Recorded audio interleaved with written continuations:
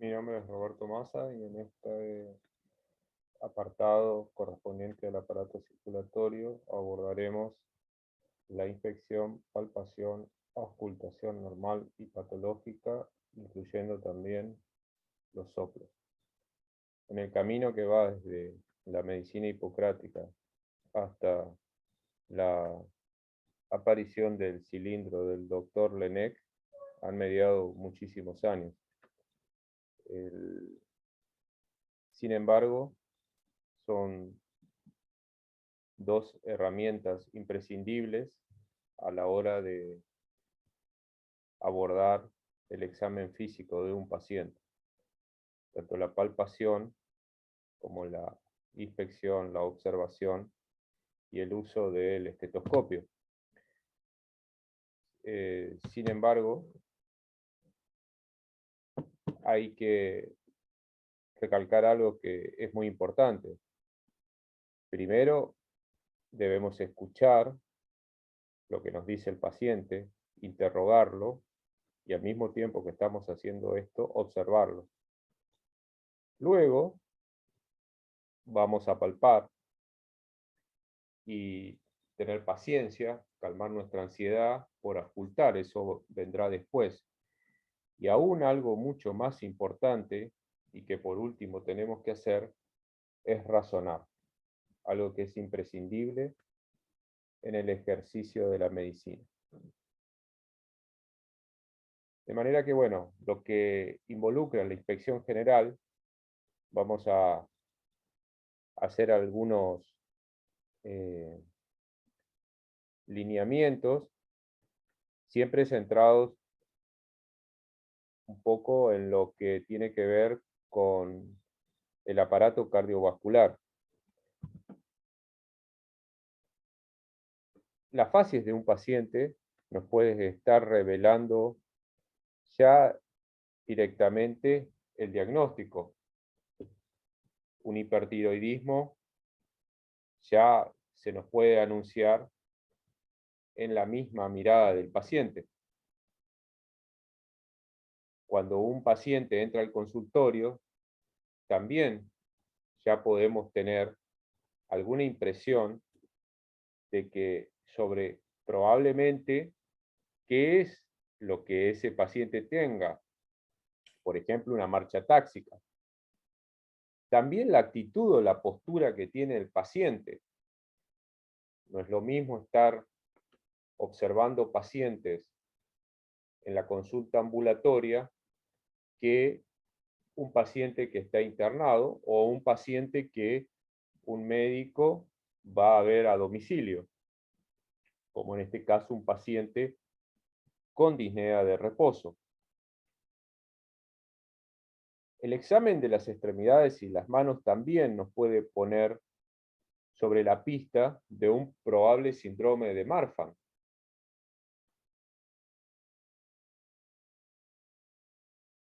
Examinar también las uñas del paciente. La acropaquia también es un marcador de enfermedad pulmonar o cardíaca.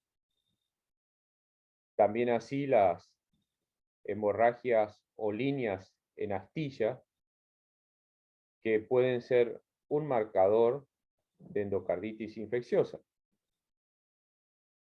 Examinar las extremidades también es muy importante, la piel del paciente y el tejido celular subcutáneo. La presencia de edemas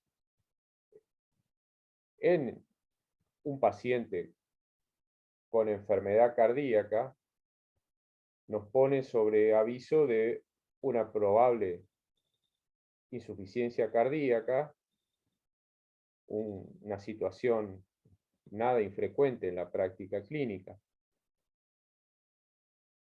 También el examen de las fases del paciente, vuelvo a reiterar, es muy importante. Tener presente siempre el examen, por ejemplo, de las mejillas del paciente. Muchas veces un paciente con una estenosis mitral, si esta es de grado moderado a severa, se asocia a el enrojecimiento de las mejillas. Examinar muchas veces los labios del paciente también nos pueden estar denunciando la presencia de una cianosis o un paladar ojival, la asociación que tiene, por ejemplo, con el síndrome de Marfan. El pliegue en el lóbulo de la oreja, o signo de Frank, descrito por un neumonólogo en el año 1973, se lo ha relacionado con la enfermedad coronaria.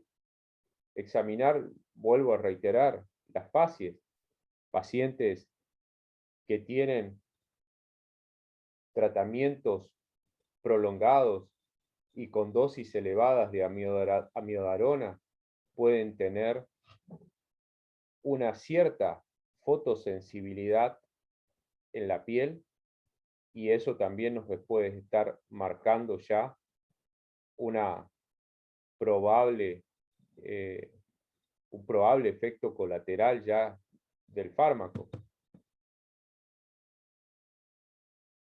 El examen del cuello, que es imprescindible en el examen cardiovascular por la presencia de la ingurgitación yugular, pero muchas veces también, aunque infrecuente, podemos encontrarnos con alguna enfermedad poco habitual, por ejemplo, un síndrome de Noonan, que se asocia a una estenosis pulmonar, y en estos casos es frecuente también la implantación baja del pliegue de las orejas y la presencia de pliegues en el cuello.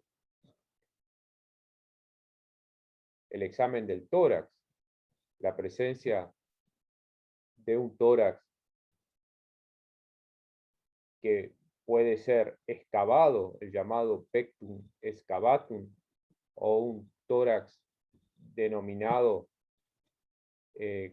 carinado, también pueden estar denunciando la probable presencia de enfermedades subyacentes, ya sean respiratorias o en este caso del tórax excavado, la asociación, por ejemplo, con un síndrome de Marfan.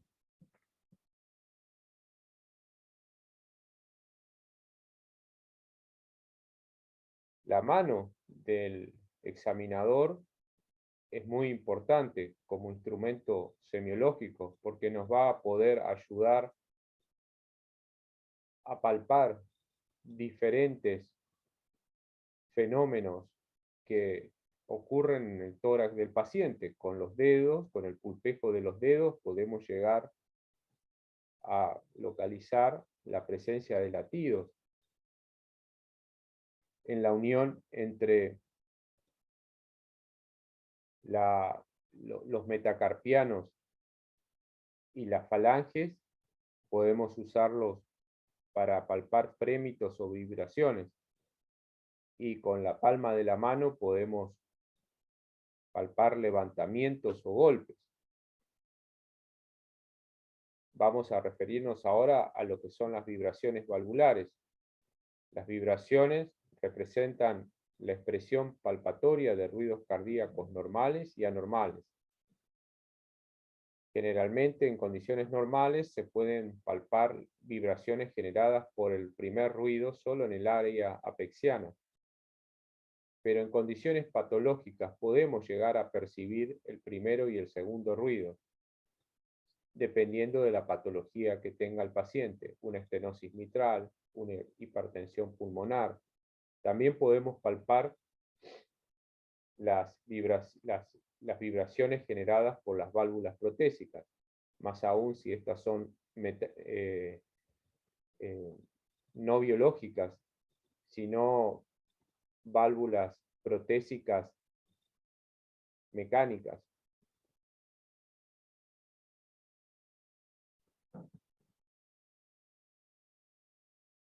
Como dijimos, también podemos llegar a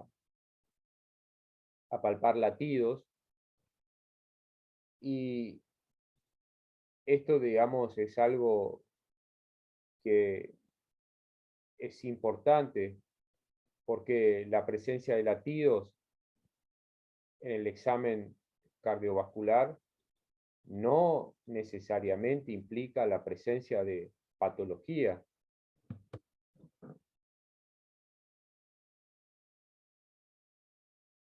Tenemos latidos que son fisiológicos, como el latido apexiano y el latido pulmonar, pero también tenemos la posibilidad que los latidos sean patológicos y sean latidos que le den al examinador la impresión de algo que se está levantando. Y en ese caso podemos tener el latido apexiano, que es algo fisiológico, sea un latido patológico.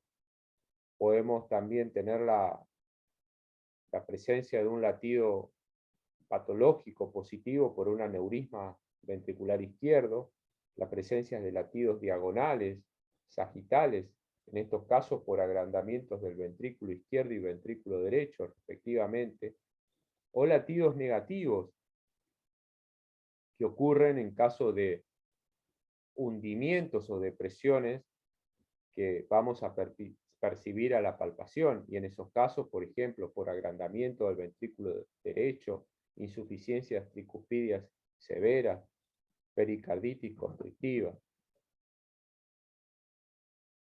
Vamos a referirnos con especial énfasis al latido apexiano, su situación, sus desplazamientos, su extensión, su intensidad, su duración y la presencia de ondas.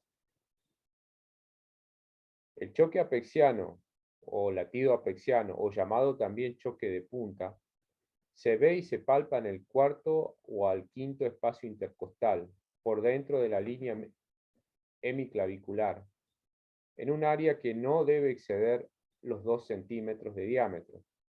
Es importante también recalcar que puede no ser detectado en pacientes jóvenes. Una posición que es muy importante para localizar el choque apexiano es el decúbito lateral izquierdo o posición de Pachón. Generalmente en este caso, normalmente el choque apexiano se va a desplazar 2 a 4 centímetros hacia la izquierda cuando colocamos al paciente en esta posición. ¿En qué situaciones podemos tener un aumento de la intensidad y de la duración del choque de punta? Podemos tener un aumento de la intensidad ante causas fisiológicas, pacientes que han realizado un esfuerzo, en el embarazo, en la emoción, debido a causas extracardíacas, por ejemplo, el mencionado con anterioridad pectus excavatum, la presencia de resección quirúrgica de masas musculares,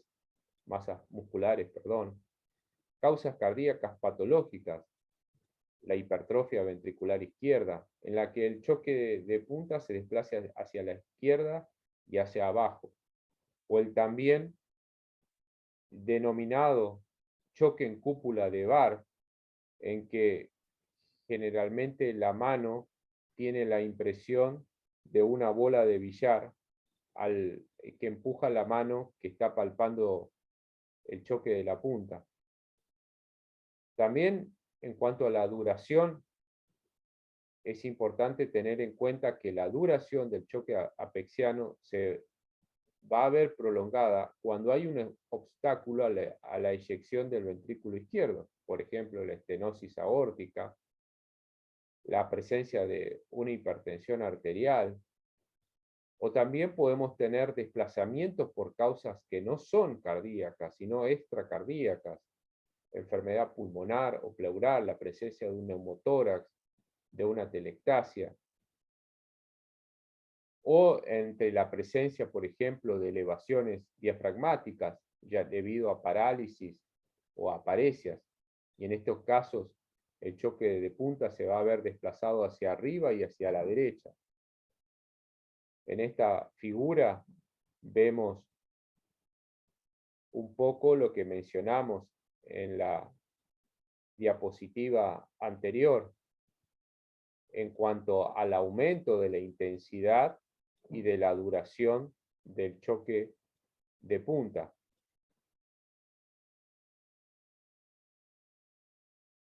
Algo también importante es la palpación del ventrículo derecho, como vemos en esta figura. Hay una maniobra, la denominada maniobra de Dressler, que es la que generalmente se utiliza para palpar un ventrículo derecho aumentado de tamaño. En estos casos se pone el talón de la mano sobre el cuarto a quinto espacio intercostal y en este caso esta maniobra lo que nos va a permitir palpar es un latido, generalmente como está mencionado ahí, paraesternal izquierdo, producto del agrandamiento del ventrículo derecho.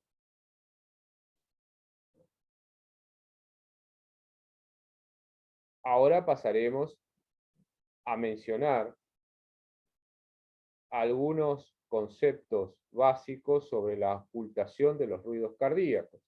Haremos referencia al primer ruido, al segundo ruido, al tercer ruido, al cuarto ruido y a lo que se denomina galope de suma.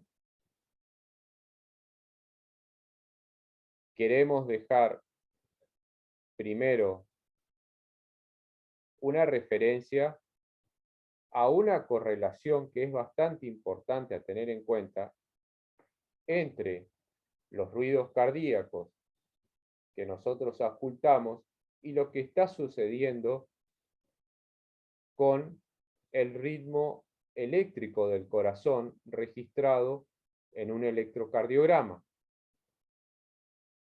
El primer ruido es posterior al complejo QRS y el segundo ruido es posterior al final de la onda T. Entre el primer ruido y el segundo ruido es el momento de la sístole. Y entre el final de la onda T y el complejo QRS es el denominado gran silencio o diástole.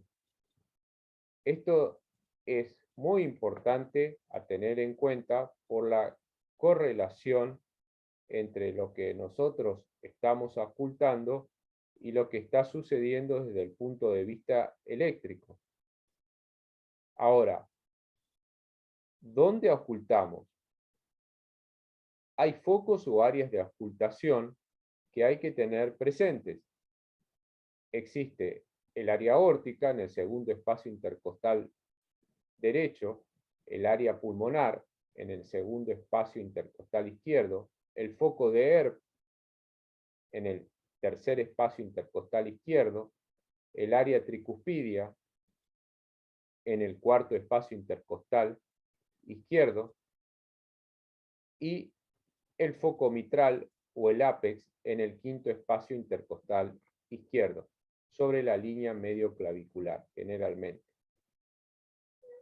Volvemos a reiterar que es muy importante la correlación entre el fenómeno auscultatorio, algo que nosotros vamos a auscultar, con otras ondas que pueden ser registradas con otros instrumentos, ya sea registrar, por ejemplo, algo que se hacía hace muchos años atrás, un carotidograma, el registro de el impulso ventricular izquierdo, o ya directamente cuando empezaron a aparecer las señales ecográficas en modo M de la válvula mitral, la válvula tricúspide, la válvula aórtica y la válvula pulmonar.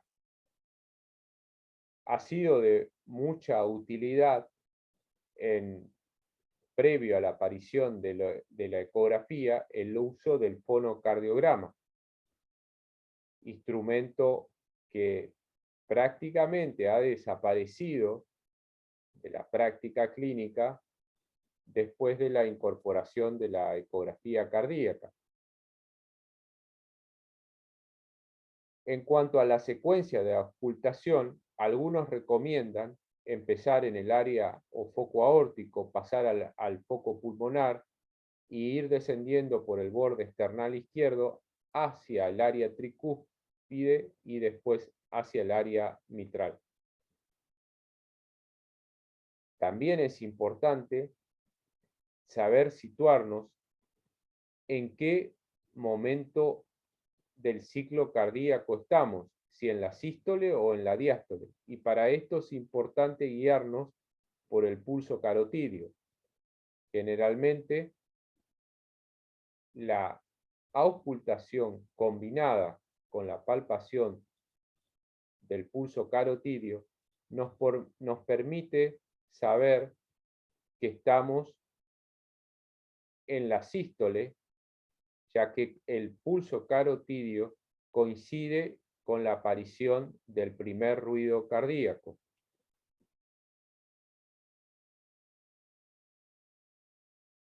En cuanto al primer ruido cardíaco, haremos algunas referencias en cuanto a su intensidad, a que esta intensidad puede ser que esté aumentada, que esté disminuida, y a su desdoblamiento. El primer ruido es un tono bajo que tiene dos componentes, el mitral y el tricuspidio. En el 50% de los casos se puede auscultar desdoblado. Este desdoblamiento es angosto y el mismo se ausculta mejor en el borde external izquierdo y en el ápex. Como dijimos, en un 50% de los casos podemos llegar a auscultar el primer ruido desdoblado.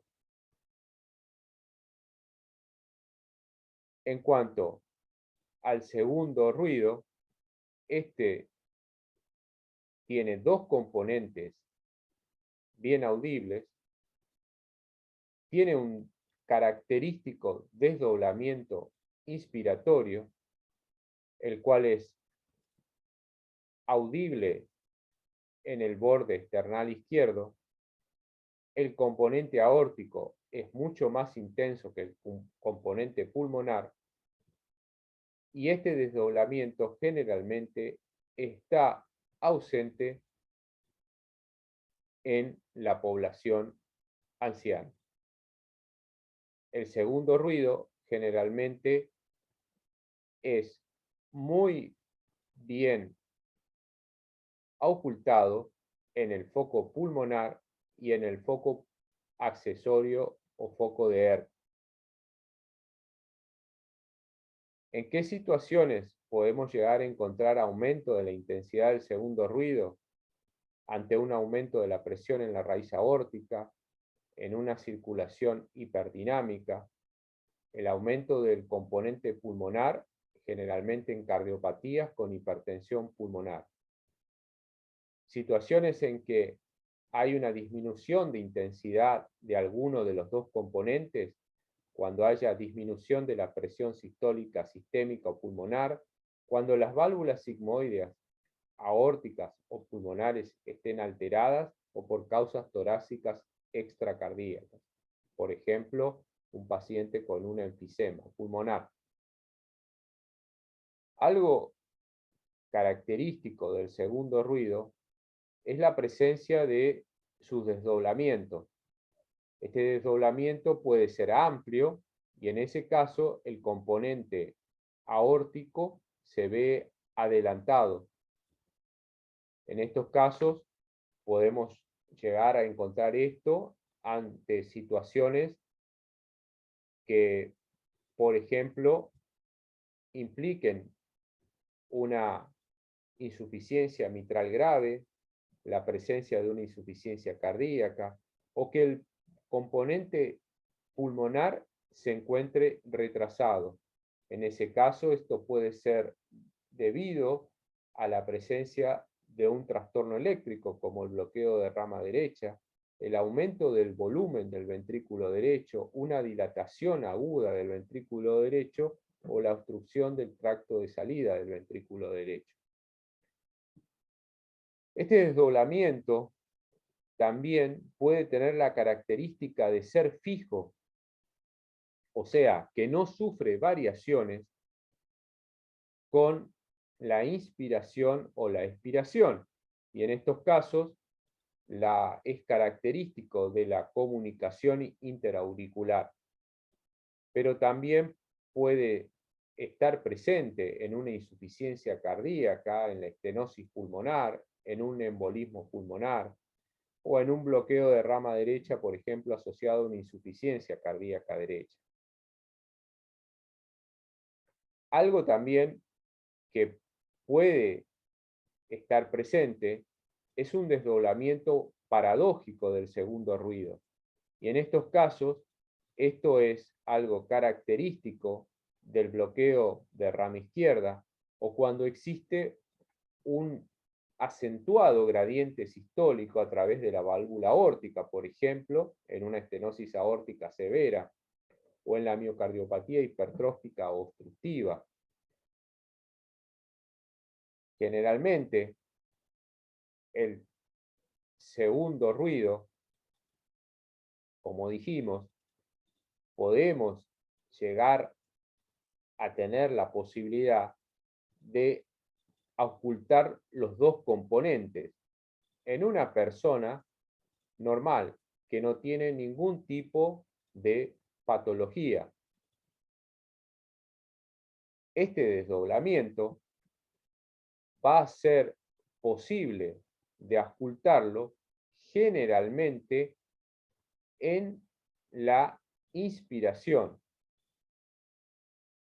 Y algo también muy importante a tener en cuenta en situaciones normales, que este desdoblamiento inspiratorio va a desaparecer en la expiración del paciente. De manera que esto es un concepto muy importante a tener en cuenta. El desdoblamiento inspiratorio del segundo ruido y la fusión del segundo ruido en la expiración. Algo que va a ser anormal es que este desdoblamiento del segundo ruido no tenga variación respiratoria. Y aún más, que este desdoblamiento del segundo ruido, siendo fijo, que sea amplio.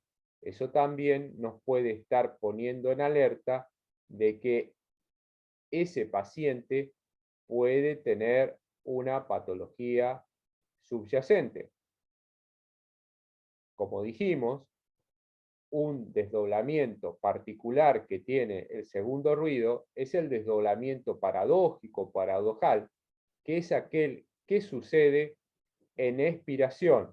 O sea, en inspiración, el segundo ruido lo ocultamos fusionado o único, y en expiración ocultamos los dos componentes por separado.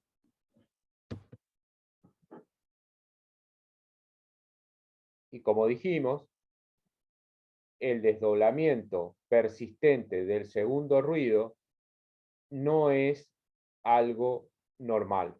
Esto es muy importante recalcarlo.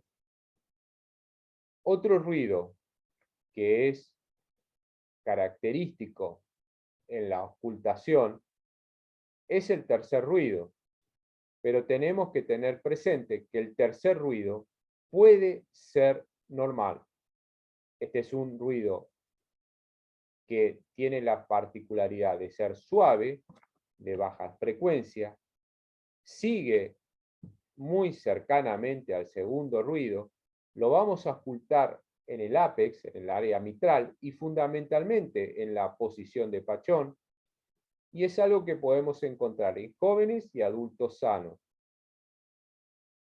Por lo tanto, es imprescindible en el examen cardiovascular tener presente siempre esta posición, porque es de mucha utilidad para poder auscultar este ruido. Sin embargo, el tercer ruido puede ser patológico. Lo vamos a auscultar en el mismo foco mencionado con anterioridad, pero en este caso la situación clínica del paciente nos va a estar poniendo sobre aviso de que este tercer ruido es patológico. El tercer ruido es característico en pacientes con insuficiencia cardíaca. En los pacientes que tienen disminuida la función ventricular izquierda y con un gran aumento de la presión de fin de diástole.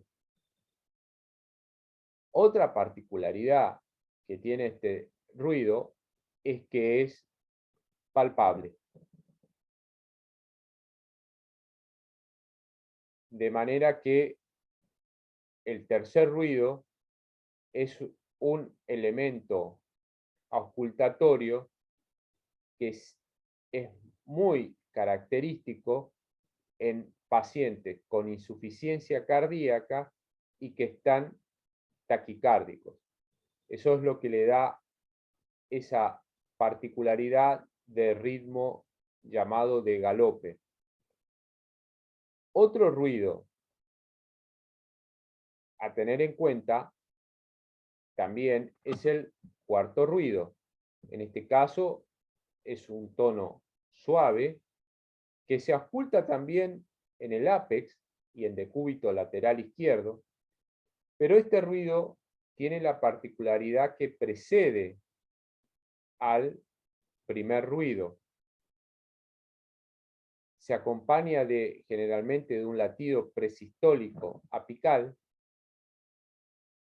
y es característico de auscultarlo en pacientes que tienen enfermedad coronaria, que están cursando un síndrome coronario agudo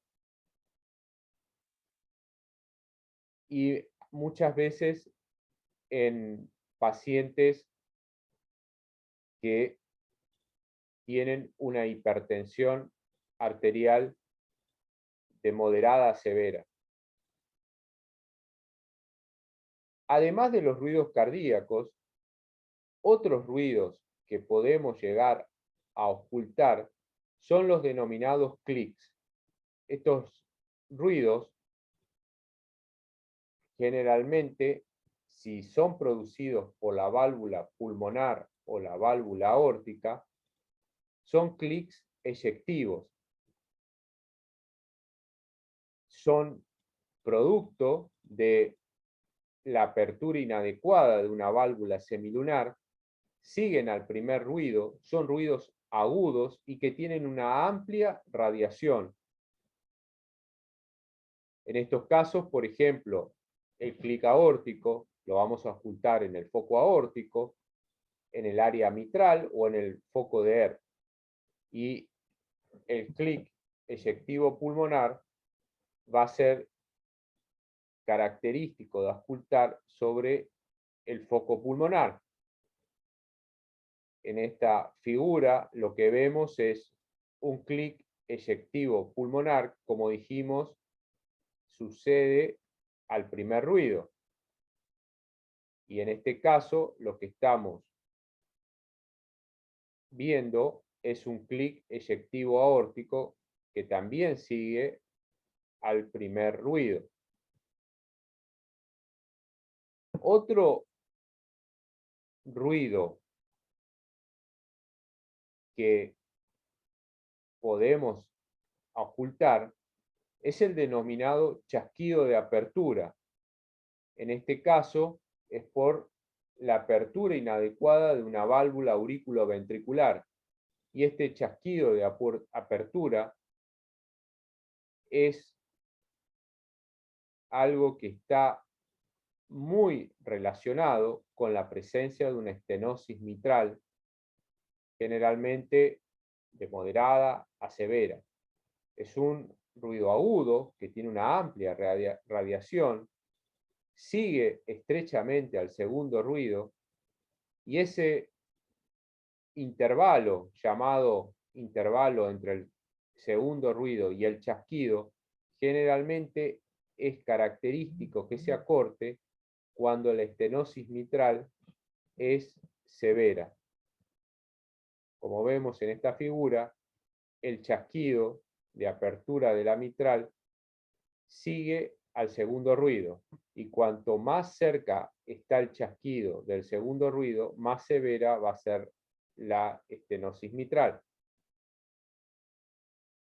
También podemos llegar a ocultar clics que no son eyectivos, sino que son mesosistólicos, que están en la mitad de la sístole.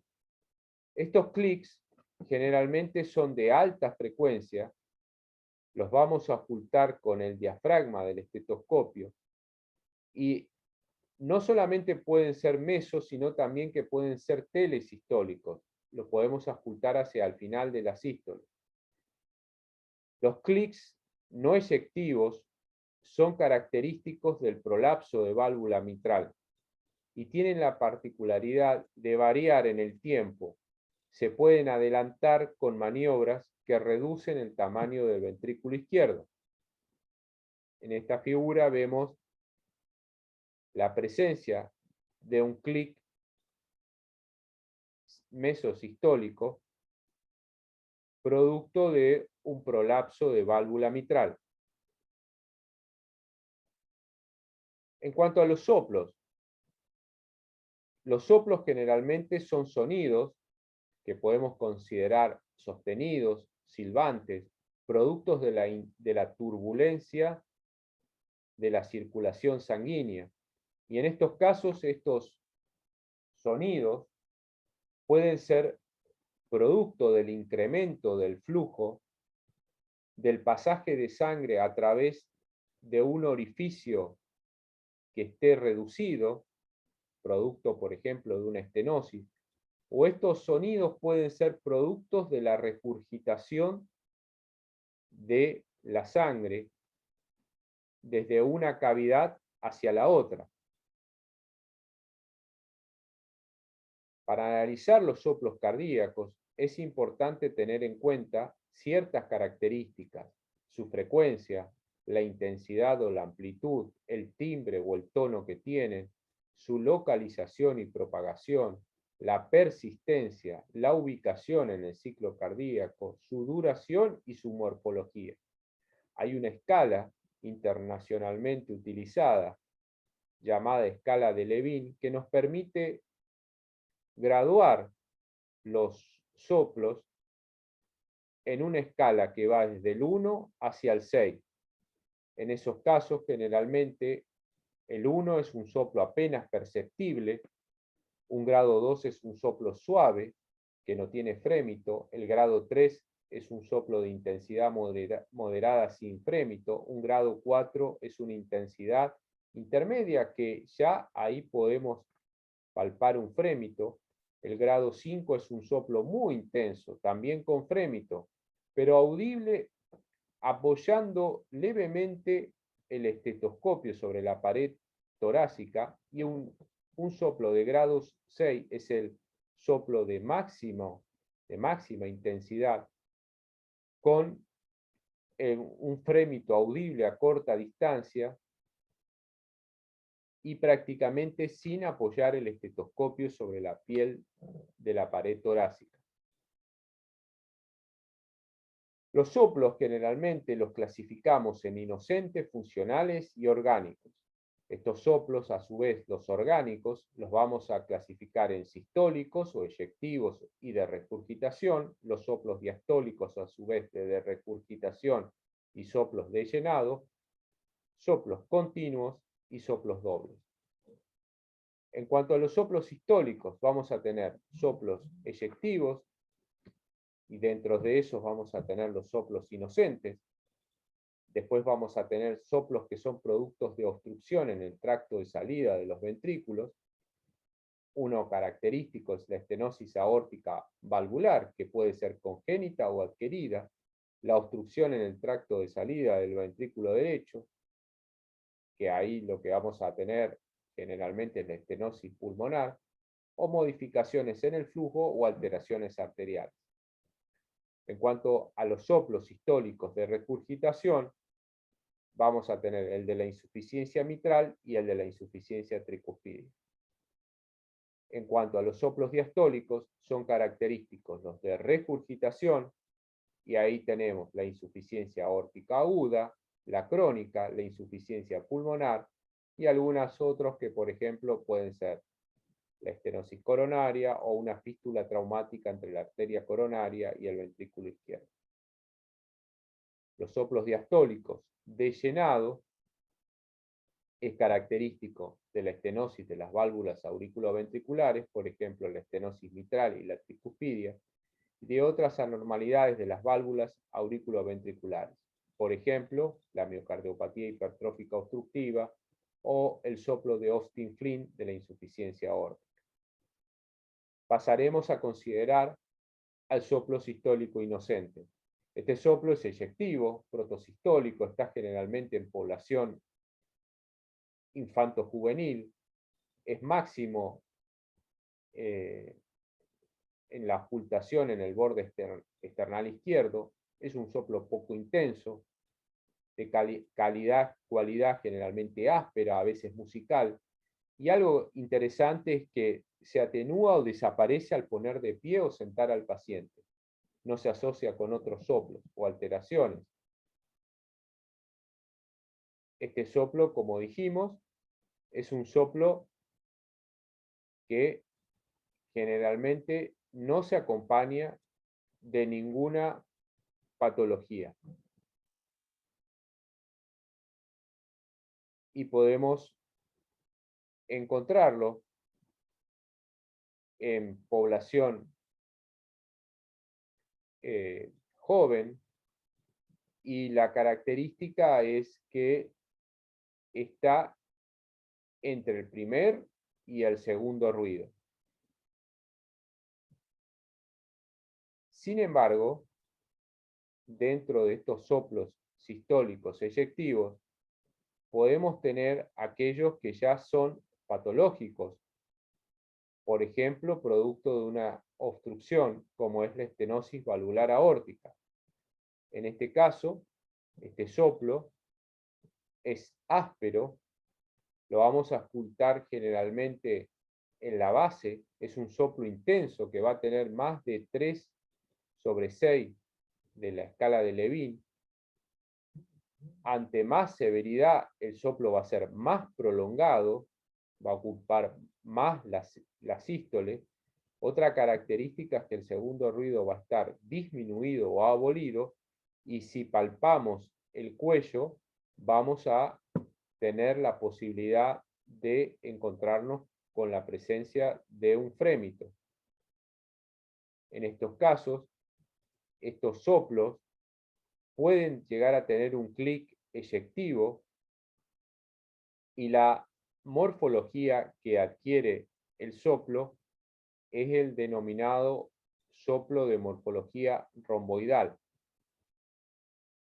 Otro soplo que podemos llegar a ocultar es el denominado soplo de la miocardiopatía hipertrófica, una enfermedad congénita, que generalmente esta obstrucción es subaórtica, es un soplo mesosistólico que, a diferencia del de la estenosis aórtica, lo vamos a ocultar más en el borde external izquierdo y en el ápex. El segundo ruido va a ser audible, pero este soplo tiene la particularidad de verse modificado ante maniobras, que es como, por ejemplo, poner de pie al paciente o maniobra de Valsalva, y disminuir en su intensidad al colocar al paciente en decúbito supino y en la posición de cuclillas. Por lo tanto, este soplo, siendo también eyectivo, tiene la particularidad de que nosotros podemos modificarlo con maniobras denominadas maniobras auscultatorias. Otro soplo sistólico, característico también, es el de la insuficiencia mitral. En este caso, este soplo es el denominado soplo en barra, porque ocupa toda la sístole o la sobrepasa algunas veces. El tono que tiene es medio o alto, la cualidad es que es soplante, vamos a usar el diafragma para poder ocultarlo, lo vamos a encontrar, como he mencionado, mejor en el ápex, y una característica que tiene es que tiene irradiación, pero esta irradiación va a ser hacia la axila o hacia la espalda. Y también tenemos la posibilidad de palpar un frémito, pero en este caso el frémito va a ser palpable en el ápex. Como les decía, este soplo tiene la particularidad de ocupar toda la sístole y tiene esa morfología en rectángulo o en barra. Otro soplo, también característico, es el soplo que acompaña al prolapso de válvula mitral y que he mencionado con anterioridad, porque este soplo se puede acompañar de un clic. Además de ese clic, este soplo, dependiendo de la insuficiencia mitral acompañante, puede ser un soplo holosistólico o telesistólico. En cuanto al tono, este es alto, tiene una cualidad musical, lo vamos a ocultar con el diafragma y, como mencioné, puede estar acompañado de un clic. En este caso, lo que vemos es, en esta figura, la presencia de un clic que es posterior al primer ruido y un soplo que es meso o telesistólico. También recordemos que este soplo puede tener variación con las maniobras auscultatorias. Dentro del lado derecho, otro soplo que no podemos dejar de mencionar es el soplo de la insuficiencia tricuspidia, que también va a tener la particularidad de ocupar toda la sístole, o sea, de ser holosistólico, pero en este caso lo vamos a ocultar mucho mejor en el área tricuspidia y en el borde external derecho. El tono no es alto, sino es un tono medio, de características soplantes, y tiene la particularidad de que se incrementa con la inspiración. Esto se denomina signo de Carballo. En esta figura volvemos a ver la característica mencionada con anterioridad de este soplo, que es holosistólico y tiene la misma morfología en barra que el soplo de la insuficiencia mitral. Otro soplo que es producto de una cardiopatía congénita, pero que puede ser ocultable en una persona adulta, es el soplo de la comunicación interventricular o llamada CIB, que también es holosistólico, pero en este caso la característica que es un soplo áspero que está mucho más presente en la zona del esternón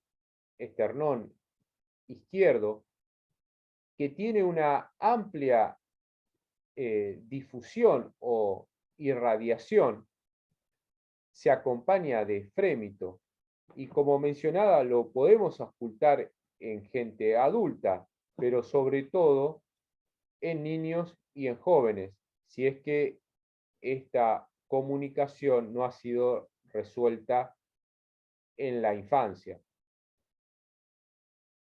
En este caso, en esta figura, vemos esta particularidad de este soplo, que tiene las mismas características morfológicas que el soplo de la insuficiencia mitral y que el soplo de la insuficiencia tricuspidia. Pero en este caso es particular la diferencia en la cualidad y la irradiación característica que tiene. Pasaremos ahora a mencionar los soplos diastólicos. Como habíamos mencionado, estos soplos pueden ser de regurgitación, tanto aórtica y pulmonar, o soplos anterógrados o de llenado, como el de la estenosis mitral y tricuspidia, o también pueden deberse a un flujo acelerado a través de una válvula auriculoventricular que no tiene estenosis. Mencionaremos en primer lugar el soplo de la insuficiencia aórtica precoz. En este caso, este soplo, lo que vamos a tener es una morfología decreciente, un timbre alto, lo vamos a ocultar con el diafragma, y tiene una cualidad soplante o musical. Y va a estar presente en los 4 focos fundamentales de ocultación: el foco pulmonar, en el aórtico, en el accesorio y en el área mitral. En cuanto al soplo de la insuficiencia aórtica, hay una maniobra que es muy importante tener presente para ocultarlo, que es sentar al paciente, inclinarlo hacia adelante y pedirle que realice una expiración forzada y que permanezca en apnea. En esa maniobra, el soplo de la insuficiencia aórtica es fácilmente reconocible. Como mencionamos, este soplo de la insuficiencia aórtica precoz es un soplo que tiene morfología decreciente. Otro soplo que podemos llegar a encontrar en la insuficiencia aórtica es un soplo mesodiastólico o de Austin-Flynn,